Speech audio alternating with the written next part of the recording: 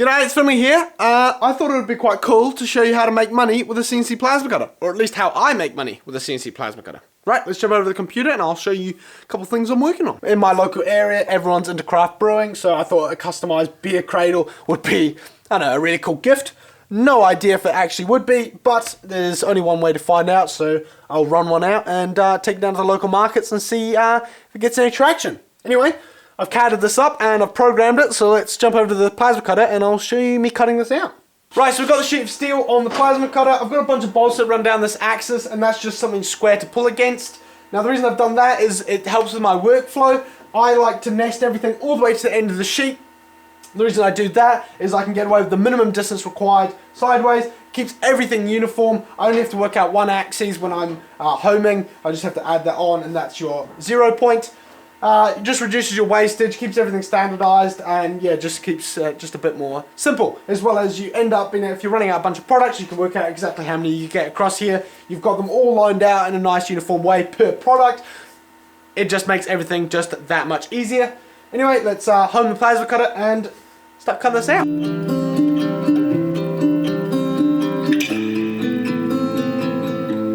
Right, so they cut out okay. It took a while, as well as there were a couple of sections that didn't actually cut out properly. Now the reason they didn't cut out properly is because I don't actually have a torch height controller, so once it's taken its 0 point and goes around, if there's any warping or the bed's not completely level, then those bits will be higher or lower. It just creates an uneven cut, as well as it can actually touch and short out, and you end up with an incomplete cut. You then have to reprogram that section.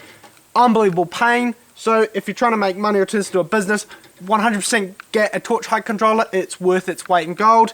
I bought all the parts to actually convert my Z-axis to make a torch height controller, but I'm just waiting on those parts. Anyway, let's clean up with the wire wheel and the flap disc to clean up those rough edges.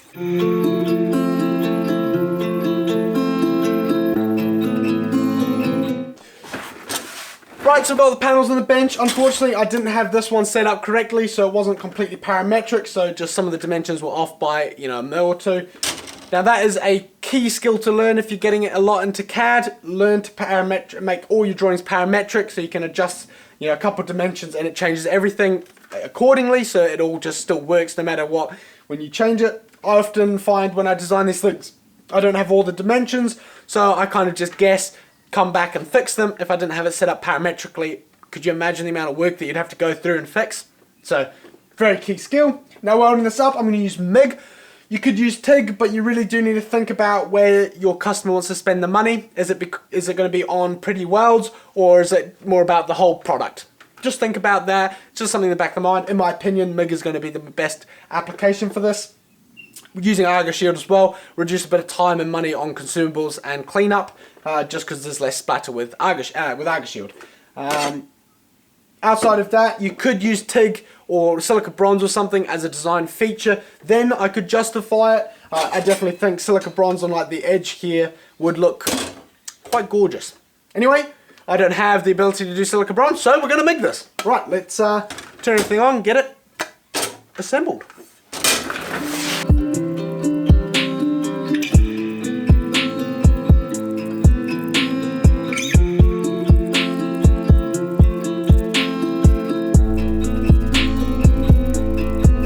Right, here's the handle. It's just a bit of flat bar. That's why I don't have fillets on the top of this edge, but I do on the bottom. Flat bar sits in there, and it gives you something nice to rest against your hand. Again, remember, it's just about those little things that some people might think about, but really make a difference in the design. So, let's center this up and weld it on.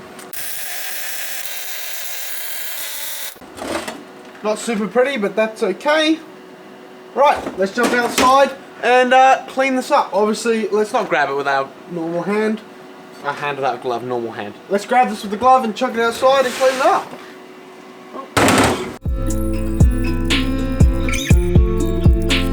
Well, why don't we grab some beers and see if they fit in there first, hey? Right. Tall can. Yep, we're good to go. Bloody perfect. Look at that. I think we could definitely shrink down this dimension. I just don't want it too tight, because then obviously it's just going to get in the way of your hands. but I definitely think we could knock off 20 mil maybe.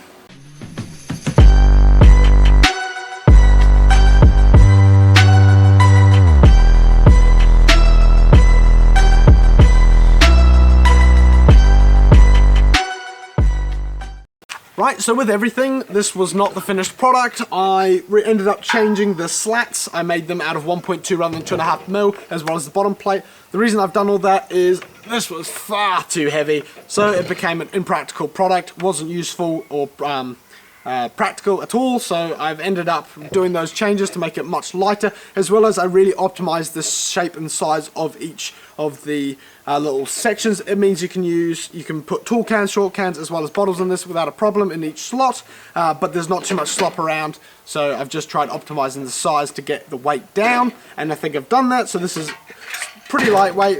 It's still metal, so it's got a bit of heft to it, but it's completely usable. So there's just, I think I'm pretty much happy with this to be sold now. With the rust look, you can kind of see what I've gone for. This does need to set in a little bit more because you will take the top layer of the flaky rust off before you paint, otherwise that will just come off with the clear coat or paint. Obviously clear coat because it's rusted, that's what you're going for. Make sure you do put a rust inhibitor on there. If you don't, then the rust will just keep eating away at the metal underneath the clear coat. So that's just something you need to think about. Now, while I was doing all this stuff and doing the revision, I ended up getting a couple orders in. So this is my sign or my number placard. Just sits in the ground. Again, it's just got a little bit more extra detail with a bit of reinforcing and just the way it goes into the ground. Again, just trying to sit into that little bit of point of difference to my competitors, as well as just that little bit of attention to detail. Now here's my standardized round sign, as well as a standardized rectangle, and that's just what they look like. Keeping up with a bit of standardization for your products will help you reduce some costs, as well as you can keep the pricing pretty much the same throughout. So yeah, I hope you learned something there. Hope you learned something about making sure that you know what your market is, you know what your niche is, and what is your point of difference to your competitors. Once you've got that figured out, you're making the plan of action to take out your competition and own the market. So yeah, best of luck if you're going to do that. You've got this, just persevere. I'm sure you'll make it work. Outside of that, if you enjoyed this, please give me a thumbs up and subscribe, and I'll catch you next time.